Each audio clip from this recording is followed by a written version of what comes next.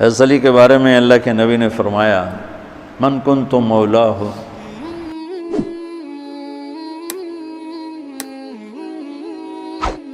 فعلی مولاہ، جس کا میں مولا ہوں علی اس کا مولا ہے۔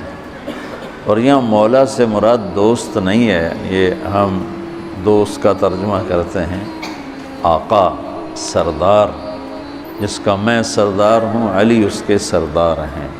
اس کے پیچھے ایک کافی پس منظر میں بہت سی چیزیں ہیں، ان کی صفائی کرنے کے لیے میرے نبی نے غدیر خم پر یہ حدیث بیان فرمائی خطبے میں کہ جس کا میں مولا ہوں اس کا علی مولا ہے۔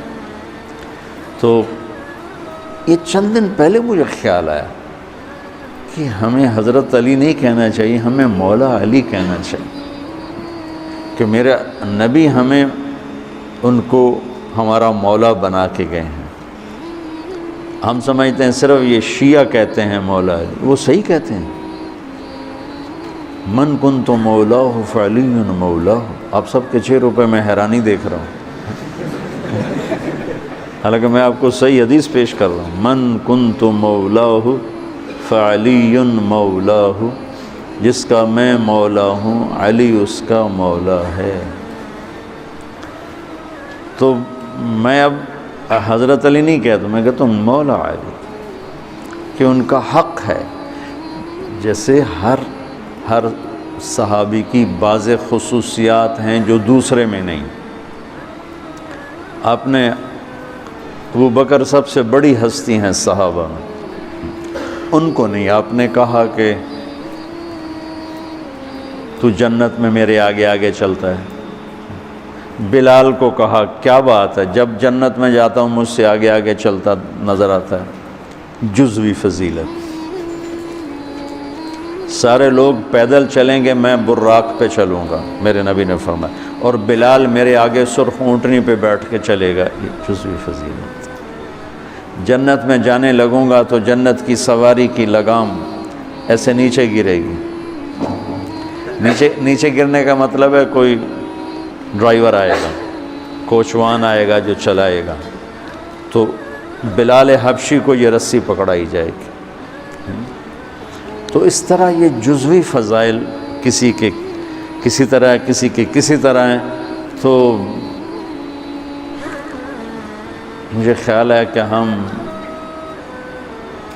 اہل البیت کے حق میں بڑی کوتاہی کرتے ہیں، بہت کوتاہی کرتے ہیں۔ ہم اللہ کے نبی کی اولاد کے تذکرے نہیں کرتے، اس سے ان سے محبت کی گرمی بھی نہیں پیدا ہوتی۔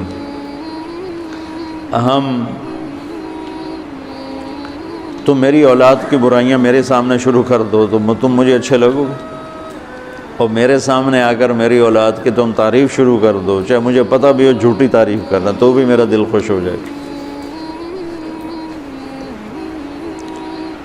تو ہم نے نا اللہ کے نبی کے گھرانے کے بارے میں بہت کوتاہی کی ہے، بہت کوتاہی کی۔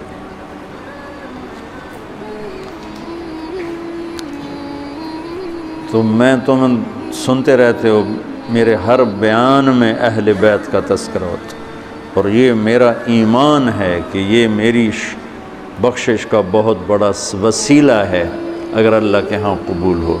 ریاکاری میں مردود ہو گیا تو وہ تو الگ بات ہے، اور جو اس کا ہر فیصلہ حق ہے، لیکن اگر میرے اللہ نے قبول فرمایا تو میرے بیانوں میں میری سب سے بڑی متاع میرے نبی کے گھر کا تذکرہ ہے۔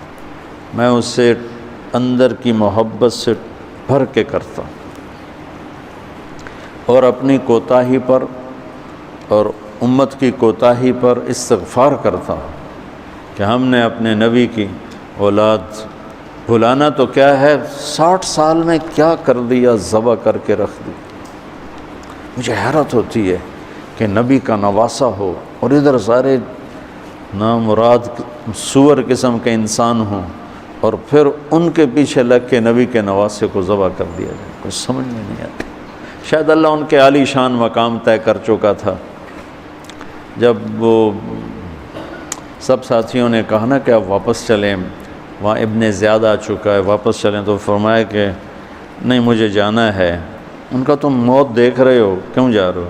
کہا مجھے میرے اللہ کے نبی خواب میں ملے ہیں، انہوں نے مجھے کچھ بات فرمائی ہے، لہٰذا مجھے جانا ہی جانا ہے۔